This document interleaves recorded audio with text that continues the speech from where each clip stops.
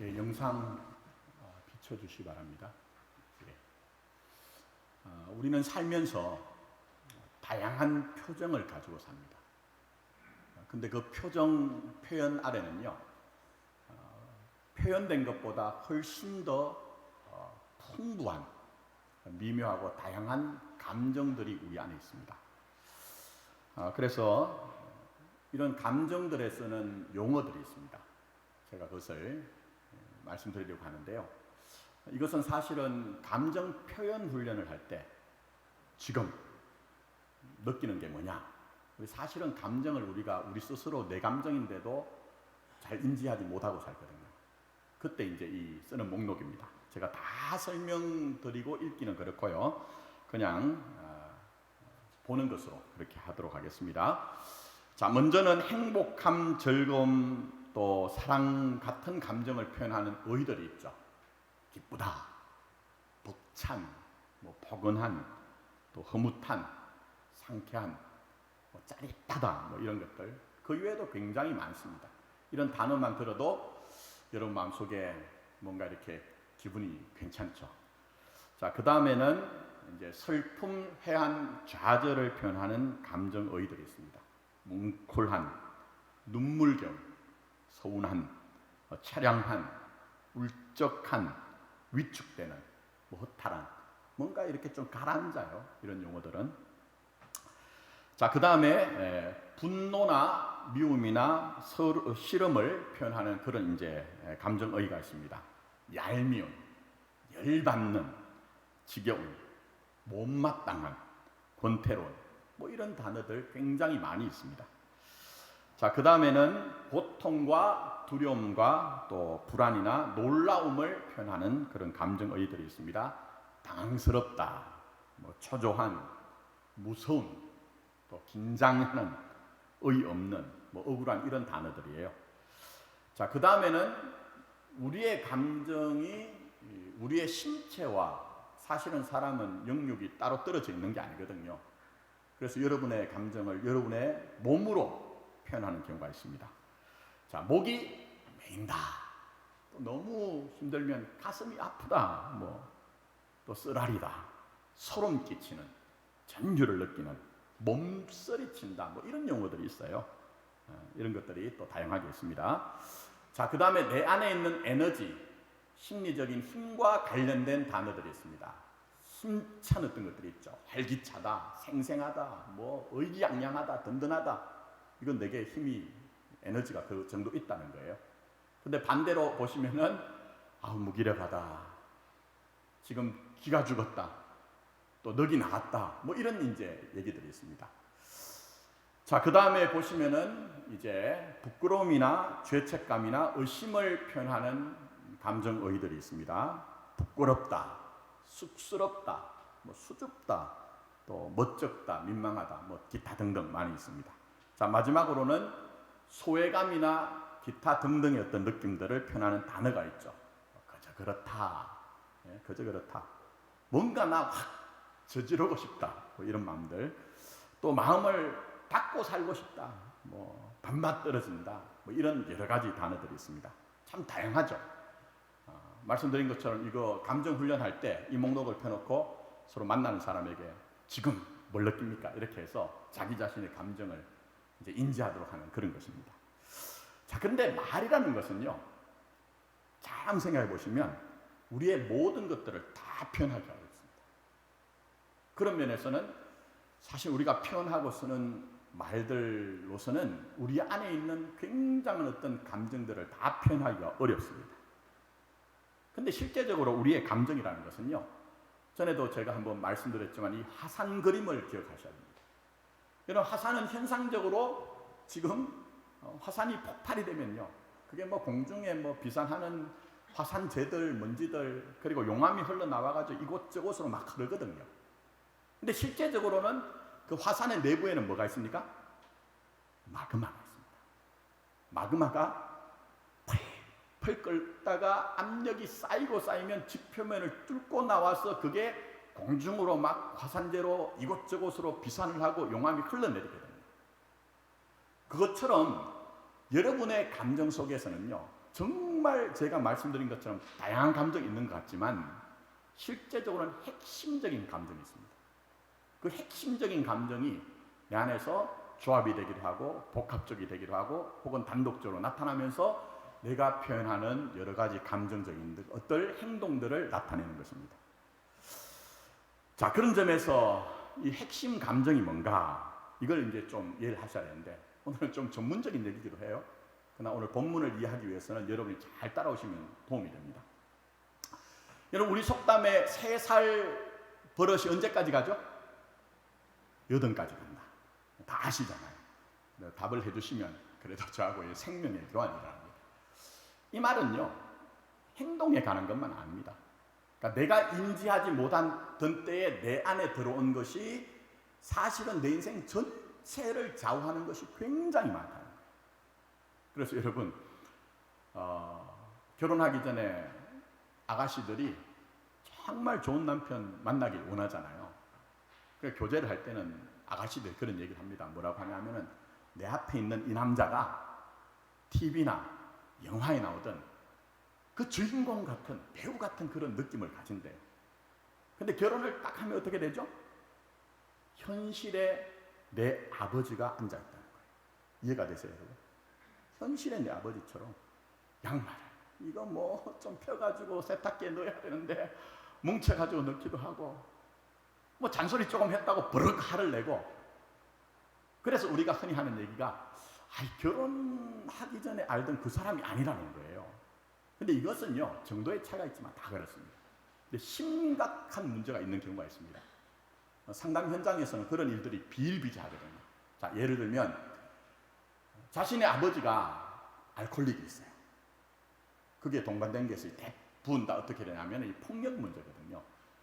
그러면 그 아래서 자란 딸 같은 경우에는요, 마음속에 강한 결심을 가집니다. 나는 어떤 일이 있어도 우리 아버지와는 전혀 다른 사람, 내가 찜질머리 나는 우리 아버지와는 다른 사람을 만날 거야 라고 각오를 단단합니다. 그런데 결혼해보면 의외로 아버지를 닮아 있는 사람을 결정해서 결혼한 경우가 있습니다. 왜 그럴까요? 드러나는 의식에서는요, 각오를 합니다. 근데 내 무엇이 드러나지 않는 속에서는요, 내가 그동안 살면서 익숙했던 쪽으로 그 무엇이 나를 추동해서 내가 원하지 않는 것을 결정하도록 하더라는 거예요. 제가 왜 이 말씀 드린 거냐 하면요, 바로 핵심 감정이 그렇습니다. 여러분, 감정이 뭡니까? 많은 사람들은 지금 현재 내가 내 주변에서 일어나는 일들 때문에 내 안에 일어나는 어떤 것들 이렇게 생각합니다. 맞습니다, 여러분. 근데 감정은 간단한 게 아닙니다. 무슨 얘기냐면요, 똑같은 것 같아도 개별적으로 다 다르다는 거예요. 자, 예를 들면 오늘 제 선배 목사님이 막내 딸이 수시 논술을 친다고 카톡이 왔어요. 기도를 좀 해달라. 근데 학생들이 시험을 앞두고 어떻죠? 다 보기엔 동일하게 긴장하고 있어요. 막 긴장합니다. 근데 애들을 만나서 얘기해 보면요, 다 감정의 결이 다릅니다. 어떤 아이는요, 시험을 앞두고 두려움을 느끼는 아이가 있습니다. 또 다른 아이는 반면 슬픔을 느끼는 아이가 있어요. 우울한 감정을 느끼는 아이가 있어요. 그게 전부 다 이 감정이 우리에게 차이가 있다는 거예요. 그럼 이 차이가 어디 있느냐? 그게 바로 내 속에 숨겨져 있는 핵심 감정 때문에 그것이 그렇게 되더라는 거예요. 그럼 핵심 감정이 뭐냐? 우리가 어릴 때부터 관계 속에 살잖아요. 근데 그 절대적인 관계는 누구죠? 부모님입니다. 이건 절대적이에요. 그리고 더 나가서 형제들, 또 가족들, 조금 잘하면 친구들, 더 다른 이제 사회적인 관계가 있습니다. 근데 그 관계 속에서 여러분들 마음속에 뭐가 다 있냐면요, 내가 필요로 하는 것이 있습니다. 내가 원하는 것이 있습니다. 근데 그 관계들 속에 충족이 되기도 하고 혹은 충족이 되지 않는 것이 있어요. 그럴 때 내 안에 만들어지는 것이 핵심 감정이다, 이렇게 얘기를 합니다. 마치 마그마처럼 드러나지 않지만 내게 영향을 끼치는 것들. 근데 그게 뭐냐? 아까 제가 감정 굉장히 많이 보여드렸잖아요. 그렇게 많지가 않습니다. 내 안에 있는 주요하고 핵심적인 감정은 그렇게 많지가 않아요. 자, 그래서 제가 다 일일이 설명을 드릴 수가 없고 기회가 되면 나중에 저희 교회에서 성경 공부로 함께 할 기회가 있으면 말씀드리겠지만 전문가들 얘기는 한 16가지가 됩니다. 자, 보시면 그냥 읽어드릴게요. 부담감, 경쟁심, 억울함, 열등감, 외로움, 그리움, 질투, 두려움, 화, 분노죠. 무기력, 허무, 슬픔, 불안, 공포, 소외, 적개심 이렇게 되어 있습니다. 이 안에 내게 있는 핵심적인 감정이 몇 가지가 있다는 거예요. 저는 제가 조사를 해보니까, 체크를 해보니까 부담감과 열등감과 두려움과 슬픔이에요. 이것은 물론 제 삶의 이력 속에서 제게 만들어진 거예요. 근데 이 핵심적인 감정이 얼마나 우리의 삶에 전반적인 영향을 끼치냐면요, 제가 분석을 받아보니까 제가 인간관계를 맺는 방식들, 일을 하는 어떤 방식들, 심지어는 제가 좋아하는 노래조차도 이게 좌우를 해요. 저희 아내가 늘 저한테 하는 얘기가 있습니다. 당신은 노래를 들어도 어떻게 그렇게 우중충한 노래, 어떻게 그렇게 서글픈 노래만 매일 듣느냐, 그렇게 얘기를 해요. 왜 그럴까요, 여러분? 제게 있는 핵심 감정 중에 슬픔이 있기 때문에, 그것 때문에 제가 저도 모르게 그런 노래를 좋아하더라고요. 그래서 여러분, 이 핵심 감정을 잘 아는 것이 굉장히 중요합니다. 물론 전문가와의 어떤 지속적인 그런 것들을 통해서 더 알아야 되지만 이거 하는 것 중요하거든요. 그래서 혹시 관심이 있는 분들은 홈페이지 자료실에 들어가시면 제가 그것을 심리검사 간단하게 할 수 있는 파일을 한글 파일하고 PDF 파일로 올려놨습니다. 9점 이상이 내게 주요한 핵심 감정이에요. 9점 이하는 버려버리고, 내게 이런 핵심 감정이 있구나 하는 것들을 알면 됩니다. 자, 그런데 오늘 제가 이렇게 한 번도 여러분 들어보지 못한 얘기, 좀 머리가 아픈 얘기 같은 얘기를 하는 이유가 있습니다. 그게 뭐냐면 오늘 본문의 사건과 연관이 있기 때문이에요. 본문의 사건과. 오늘 레아와 라헬은 자매간입니다. 여러분, 이미 우리가 전에 한번 살펴본 것처럼 가인과 아벨, 에서와 야곱 같은 형제 관계가요, 가까운 관계가 애정의 관계입니다. 참 희한하죠? 가까우면 가까울수록 애정의 관계입니다. 이 관계가요, 원활하고 건강하면 우리는 지속적으로 성장하고 성숙합니다. 근데 내게 정말 절대적인 가까운 관계가 왜곡되기 시작하면 거기서 어려움이 오게 됩니다. 그게 바로 오늘 본문에 나오는 레아 라헬과의 관계입니다. 자, 오늘 여러분 본문 말씀을 8절까지만 보지 마시고 24절까지 한번 확대해서 한번 눈으로만 한번 보세요. 뭐가 등장합니까? 지독하게도 싸웠네. 지독하게도 경쟁을 하고 있네. 이런 마음이 들지 않으세요? 심지어는 야곱의 마음을 얻기 위해서요, 자기의 종들까지 동원을 해가지고 지금 막 경쟁을 하고 있거든요. 자, 그래서 8절 말씀, 거기에 뭐가 등장합니까? 말씀 한번 보시면 경쟁이라는 단어가 등장합니다. 그래서 오늘 여기에 핵심적인 감정, 이들이 느끼고 있는 핵심적인 감정, 이들의 행동을 결정하고 있는 핵심적인 감정이 바로 경쟁심이라는 거예요.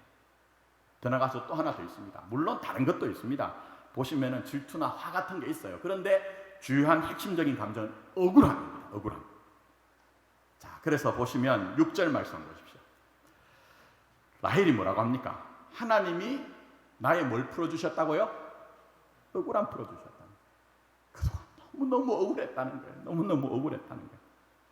아니, 그러면 라헬만 억울하냐? 그렇지 않습니다. 읽지 않은 15절 한번 가보십시오. 레아가 라헬에게 하는 말이 있습니다. 내가 내 남편을 빼앗은 것이 작은 일이냐? 그런데 네가 내 아들의 합한 채도 빼앗고자 하느냐? 얘기해서 레아도 지금 어마어마하게 억울한 거예요. 그럼 여기에 등장하는 것이 뭐라고요? 경쟁심. 과도한 경쟁심 속에서 나타나는 억울함이라는 거죠.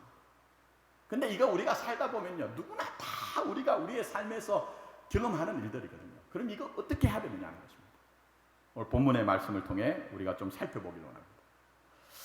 자, 먼저 하나님은 자신 안에 있는 경쟁심과 억울함이 존중받고 싶다, 인정받고 싶다는 마음이라는 것을 알라고 말씀하고 있어요. 그걸 알아야, 그래야 그것이 치유와 회복의 첫 단계, 첫걸음이라고 말씀하고 있습니다. 물론 경쟁심과 억울함은 내용이 다릅니다. 경쟁심은요, 부모가 자식들을 키울 때 조금은 어떤 면에서 양육 태도의 차이가 있을 때 아이들이 느끼는 게 경쟁심이에요, 원래는. 그리고 여기에 나오는 억울함은 뭘까요? 내 책임이 아닌데 내가 지금 책임지고 있다는 거예요. 그것 때문에 지금 내가 부당하게 지금 내가 뭔가를 당하고 있다는 느낌이 억울함입니다. 그러나 이거 깊게 들어갈 수는 없고요. 하나로 오늘 본문 사건에서 딱 묶으면요, 나 존중받고 싶어요, 나 인정받고 싶어요 라고 하는 것이 바로 경쟁과 억울한 마음이라는 것입니다. 자, 그래서 보십시오. 자, 동생 라헬의 입장에서 보세요. 원래 야곱이 사랑한 사람이 누구죠? 원래는요, 라헬 아닙니까? 야곱이 라헬을 사랑하여 결혼하고자 몇 년을 수고했죠? 7년을 하루같이 수고했어요. 그런데 초야를 치르고 눈을 떠보니까 옆에 있는 사람이 누구예요? 레아인 거예요. 정병명이죠. 황망하죠. 화가 나죠. 그래서 야곱이 라반에게, 아니 어떻게 된 겁니까? 이거 뭐 그냥 제가 선선히 얘기할 거 아닌 것 같아요. 굉장히 분에 차서 얘기했을 것 같아요. 그런데 라반이 뭐라고 합니까? 우리 동네에서는, 우리 지방에서는 예법이 동생이 먼저 시집 가는 예는 없으니 언니하고 먼저 레아하고 결혼하고 7일을 채우고 또 몇 년요? 7년을 수고하라는 거예요. 그래서 수고를 하라는 겁니다. 자, 근데 여러분, 이 장면을 그것만 보지 마시고 한번 달리 생각해 보십시오. 자, 라헬의 입장에서는요, 야곱이 자기를 지독하게 사랑한 거 아는 거예요. 사랑받은 자의 기쁨과 감격이 있었을 거예요. 7년 동안 야곱이 수고를 하니 얼마나 부담했을까요? 그런데 지금 아버지가 차서를 따라가지고 너 나중에 시집가, 그렇게 얘기를 한단 말입니다. 아니, 제가 볼 때는요, 설득이라도 했으면 좋겠지만 이 고대 근동에서는 여성들을 그렇게 존중하지 않습니다. 그럼 어떤 면에서는요, 그냥 한 거예요. 그럼 라헬의 마음속에 뭐가 있을까요? 내가 존중받지 못하고 있구나, 내가 너무너무 존중받지 못하고 있구나, 그런 마음이 들지 않았겠느냐 하는 것입니다. 자, 그러면 반대로 레아는 어떨까요? 물론 성경에서 레아와 라헬의 이력에 대해서 자세히 나타나지 않습니다. 그러나 한 군데 보여지는 것이 있습니다. 바로 앞장에 창세기 29장 17절을 보면 레아와 라헬을 비교합니다. 자, 비교한다는 것은 기분 별로 안 좋아요. 자, 그런데 뭐라고 얘기하느냐? 이렇게 얘기합니다. 레아는 시력이 약하고 라헬은 곱고 아리따우니 얘기합니다. 그러니 무슨 얘기입니까? 언님 레아에 비해서 동생 라헬이 훨씬 더 이뻤다는 거예요. 훨씬 더 수려했다는 거예요. 그러니 여러분, 18절에 이어서 뭐라고 얘기하느냐? 야곱이 라헬을 더 사랑함으로 얘기해요. 떨어지는 거죠, 언니가. 남자라는 존재는요, 예를 들면 뭐 이렇게 결혼 상대가 아가씨들이 A, B, C, D 있다고 합시다. 그럼 한 사람은 뭐 집안이 부모님들이, 양가 부모님들, 그 양친 부모님들이 괜찮다. 두 번째는 뭐 직업이 괜찮다. 세 번째는 뭐 단아하다. 뭐 이렇게 쭉 나간다 합시다. 그럼 남자들의 결정은 뭐죠? 마지막 결정은 예쁜 여자하고 합니다. 뭐라고 해도 예쁜 여자하고 합니다. 그게 남자들이 가진 본능입니다. 자, 그런데 중요한 것은 지금 이 레아는요, 야곱이 자기보다 라헬을 더 사랑한 걸 아는 거예요. 거기다가 제가 말씀드린 것처럼 어릴 때부터 주변에서 이 동생에 대해서는 아이고 이쁘다, 어쩜 이렇게 이쁘냐, 이런 얘기를 언니가 듣고 자랐겠죠. 거기다가 여러분 성경 말씀을 보시면요, 라헬은 명민하기가 끝이 없습니다. 그러니 어떤 면에서는요, 레아는 자랄 때에 자기 마음속에 억울함이 있었겠죠. 물론 지금 이 순간에 아버지가 차서를 따라서 너가 먼저 시집을 가라, 결혼하라고 하지만 자기 안에 있던 그 어릴 때부터의 경쟁심들, 그 억울함들이 있지 않았겠느냐. 그러니 내가 결혼을 해서 내 인생을 바꾸는 이 중요한 순간에 내 남편이 되는 야곱으로부터 내가 존중받아야 되겠다, 인정받아야 되겠다는 그 마음이 꿀떡 같은 거예요. 그러니 오늘 본문에 나오는 이런 것들. 그런데 여러분 생각해 보십시오. 우리는 성경에 나오는 사건들을 익숙하게 생각하지만 교회 처음 나오고 예수님을 처음 믿는 사람이 성경이 뭡니까? 거룩한 책 아닙니까? 근데 거룩한 책이라고 해가지고 폈는데, 아니 지금 보니까 이 자매가 끊임없이 긴장하고 갈등하고 쟁투하고 시기하는 모습을 보면 과연 그런 분들이 성경을 거룩한 책이라고 느낄 수 있을까요? 그런 마음이 들까요? 근데 굳이 성경이 레아와 라헬, 라헬과 레아의 안에 있는 이런 경쟁관계 왜 드러내는 것일까요? 그것은 먼저는 삶의 현실이 그렇다는 거예요. 우리 자신의 삶의 현실이 그렇다는 거예요. 그 삶의 현실 속에서 경쟁이라는 것은 여러분 잘 생각해 보십시오. 건강한 경쟁은 개인이든 더 나아가서 사회에 있던 모든 것들이든지 사실은 굉장히 도움이 됩니다. 근데 통제되지 않은 이 경쟁은요, 결국은 어떻게 됩니까? 다람쥐가 쳇바퀴를 도는 것처럼 끊임없는 긴장과 갈등과 쟁투를 낳고 결국 억울한 인생을 만들어 버리더라는 그 현실을 우리가 보여주는 거예요. 떠나서 더 중요한 것이 있습니다. 그게 뭡니까? 그럼에도 불구하고 그거 없는 것처럼 포장하는 것으로 해결되지 않는다. 오히려 우리는 우리 안에 존중받고 싶습니다. 나 인정받고 싶습니다 하는 것들을 인정할 때 그게 오히려 치유와 회복의 첫걸음이 된다는 거예요. 그래서 끊임없이 오늘 본문의 말씀 보면 이 레아와 라헬, 라헬과 레아를 통해서 그런 모습을 보여줍니다. 그런데 놀라운 것은 이들이 아들을 낳을 때마다 전부 다 뭐와 연결하죠? 하나님과 연결하는 거예요. 그러면서 변화되어지는 모습, 치유되어져 가는 모습을 우리에게 보여줌으로 말미암아 우리에게 뭘 말씀하십니까? 내 안에 존중받고 싶습니다, 인정받고 싶습니다 하는 마음이 있다는 것을 우리에게 알고 그것을 우리가 인정하라고 말씀하고 계시는 것입니다. 자, 더 나가서 그렇게 인정과 존중은 받아야 되지만 하나님은 진정한 존중은요, 진정한 인정은 하나님께로부터만 온다고 우리에게 말씀합니다. 하나님께로부터만 온다고 우리에게 말씀합니다. 여러분 한번 생각해 보십시오. 정말 우리가 살아가면서 내가 절대적으로 생각하고 그 사람 때문에, 그 일 때문에 내가 지금 이렇게 존중받고 있구나, 인정받고 있구나 하는 것들이 정말 영원하던가요? 정말 영원하던가요? 성도 인생 그렇지 않습니다. 성도 인생은요, 살면 살수록 쓸데없다, 쓸데없다는 것을 자꾸 깨닫게 하세요. 다르게 얘기하면요, 진짜 내게 위로와 소망, 나를 인정하고 존중하시는 분은 높은 차원에 따로 있다는 것을 알게 하시는 길을 가고 있습니다. 그래서 여러분, 우리 삶에는요, 가까운 곳으로부터 그런 것들이 자꾸 파열음이 생기고 깨어지기 시작합니다.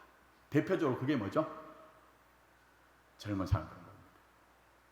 중년기에 들어서서 내가 내 평생을 바쳐서 키웠던 그 아이들 신방하고요, 면담하면서 성도들하고 얘기해보면 뭐라고 하신지 아십니까?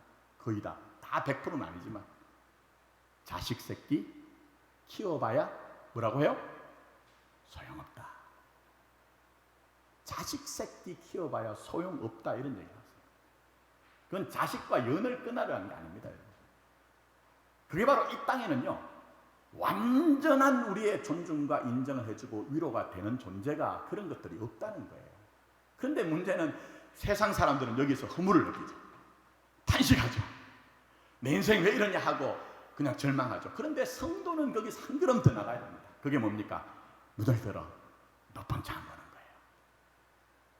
내 가까이에 진짜 위로가 없다는 것을 직면함으로 말면, 완전한 위로는 하나님만이 내게 주시는구나. 하나님만이 있는 모습 그대로 나를 존중하고 인정해 주시는구나. 그것을 우리가 깨닫고 하나님께 나가서 하나님의 위로를 구하라고 우리에게 말씀하시는 거예요. 그게 바로 성도가 가는 길인 것을 우리에게 말씀하고 있는 것입니다. 그래서 여러분, 사는 동안 이 땅에서 끊임없는 경쟁 속에서 때로는 억울함이 우리 삶의 주변에서 일어날 것입니다. 왜 그럴까요? 그것 통해서 깨달아는 것입니다. 자, 그래서 한번 보십시오. 22절부터 24절 읽지 않았어요. 그렇게 야곱을 통해 가지고 인정을 받고 존중을 받고 싶어하던 라헬과 레아가 정말 야곱을 통해서 그 문제를 해결했느냐 하는 거예요. 자, 한번 봅시다. 자, 22절부터 24절 제가 읽겠습니다. 하나님이 라헬을 생각하신지라 하나님이 그의 소원을 들으시고 그의 태를 여셨으므로 그가 임신하여 아들을 낳고 이르되 하나님이 내 부끄러움을 씻으셨다 하고 그 이름을 요셉이라 하니, 그 다음에 뭐라고 합니까? 여호와는 다시 다른 아들을 내게 더하시기를 원하노라. 만족이 없다는 거예요. 그것으로 해결되지 않는다. 그러니 아들 더 달라는 거예요. 그래서 하나님이 아들 주시거든요. 35장에 가면요, 어떤 장면이 등장하느냐, 이 라헬이 아기를 가졌다가 이제 출산을 하는데 상고를 겪는 장면이 등장합니다. 자, 창세기 35장 17절부터 18절 보고가 이렇습니다. 그가 난산할 즈음에 산파가 그에게 이르되 두려워하지 말라, 지금 내가 또 등남하느니라 하매 그가 죽게 되어 그의 혼이 떠나려 할 때에 아들의 이름을 뭐라고 하죠? 베논이라고 합니다. 슬픔의 아들, 애통의 아들. 그 아들만 있으면 내가 야곱으로부터 인정받고 존중받을 줄 알았는데 내가 지금 이 아들을 놓고 떠나야 되는 거예요. 그 의미의 절절한 마음, 그게 슬픔의 아들이라는 거예요.